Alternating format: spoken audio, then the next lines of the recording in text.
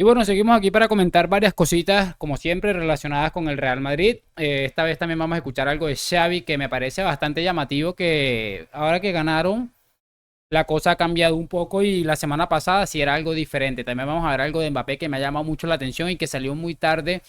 De hecho, yo estoy grabando este video el día 20 y ustedes lo van a ver el 21, o sea, salió muy tarde en la noche algo que ha publicado sobre Mbappé, Andrés Onrubi. Bueno, son varias cosas interesantes que vamos a ver en este momento, así que sin mucho más cuento, arrancamos. Y muy buenas a todos, chicos, bienvenidos nuevamente a este su pequeño espacio para madridistas, y como ya ustedes lo saben, aquí traemos información relacionada con el 14 veces campeón de Europa, pero también con el mundo del fútbol en general.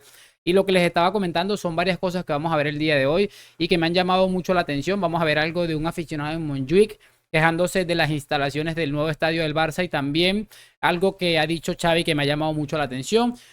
Pero quiero arrancar con algo que salió muy tarde, como les dije, esta noche, y que ustedes lo van a ver al día siguiente y ya a lo mejor se enterarán, pero es lo siguiente. Hay dos informaciones. La primera es de Bild y dice: el Real Madrid está preparado para realizar una oferta del Paris Saint-Germain para fichar a Kylian Mbappé. Esto podría llegar al final del mercado entre el 29 y el 31 de agosto para evitar que el club parisino quiera negociar y subir mucho más las cifras. La oferta final será de 120 millones de euros, no la final, sino la primera oferta en este caso. Y bueno, después también vi que Pedro, el ingeniero, que yo creo que ustedes ya saben más o menos de quién se trata, decía última hora, Mbappé fichará por el Real Madrid. Si el Madrid pone 250 millones, se lleva Mbappé, y hace referencia a que la fuente es de Andrés Onrubia, que lo comenta Andrés Onrubia, que yo creo que ustedes saben que es un periodista que, además de ser uno de los colaboradores de Iñaki Angulo, maneja el fútbol francés, prácticamente se mueve como pez en el agua en el fútbol francés, y pues la verdad tiene información bastante interesante, aunque es cierto que en este caso ha estado un poco perdido en el caso de Kylian Mbappé, como seguramente muchísimas personas. A ver, son dos ofertas que seguramente pueden estar relacionadas o pueden ser perfectamente ciertas ambas, porque una de ellas afirma que el Madrid está esperando su última oportunidad, que sería los últimos días del mercado, cuando el Paris Saint-Germain tenga realmente poco que hacer. Y la otra información es que, bueno, el Paris Saint-Germain está filtrando que es muy probable que, si el Madrid llegue con 250 millones de euros, se lleve a Kylian Mbappé. Yo sigo siendo optimista y la verdad sigo pensando que esto se puede hacer. No tengo tan claro como mucha gente dice que está de la mano del Real Madrid. Creo que es una negociación complicada, pero creo que el Madrid, si se pone las pilas, esto puede llegar a realizarse. No sé qué opinan ustedes, pero bueno, esto salió a última hora y me pareció muy interesante, porque creo que Andrés Onrubia es un periodista bastante respetable y que realmente no va a sacar una información de esta altura, al menos de que no tenga algo agarrado importante. Quiero colocarles ahora rápidamente lo del aficionado de Montjuic, que dice que ha pagado 70 euros por ver el partido del Barça, y quiero que vean el video. Lo voy a colocar aquí encimita. Ojalá no tenga copyright, ojalá, y por supuesto lo comentamos en breve.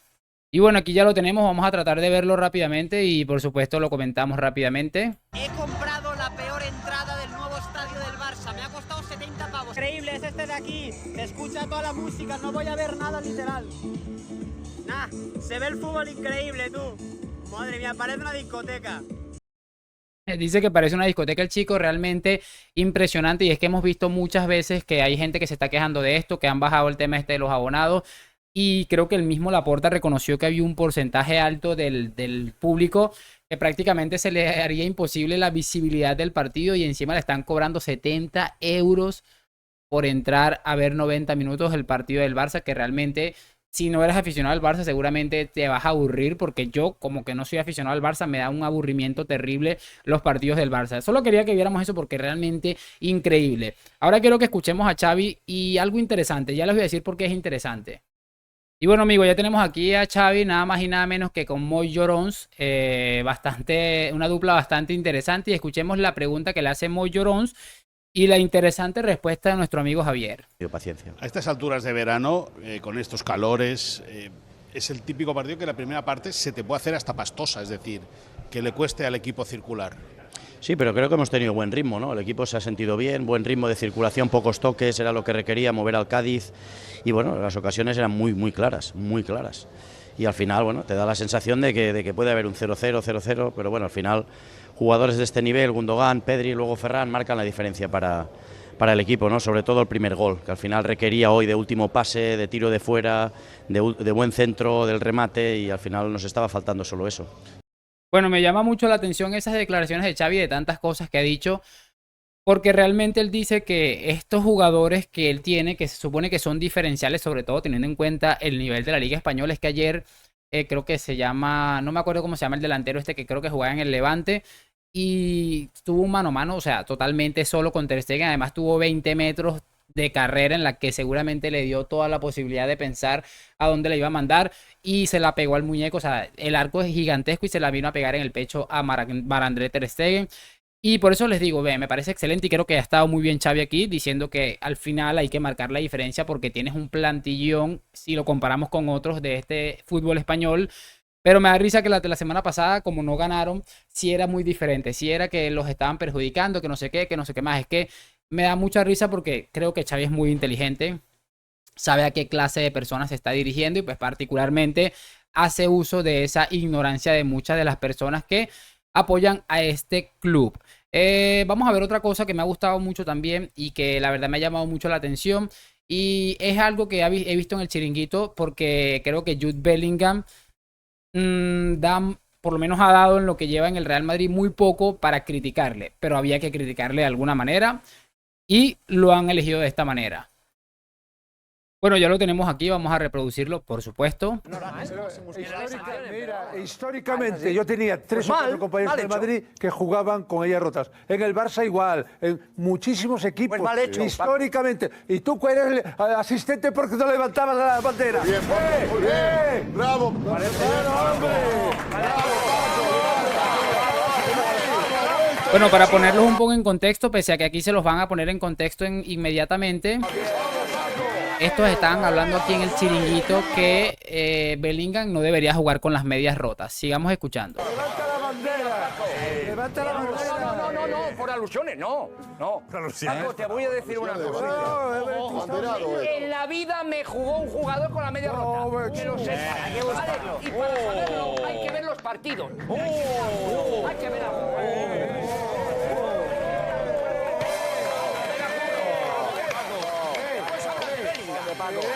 Tranquilo. ¿Sabes la de aquí? Vas a ver el Dortmund.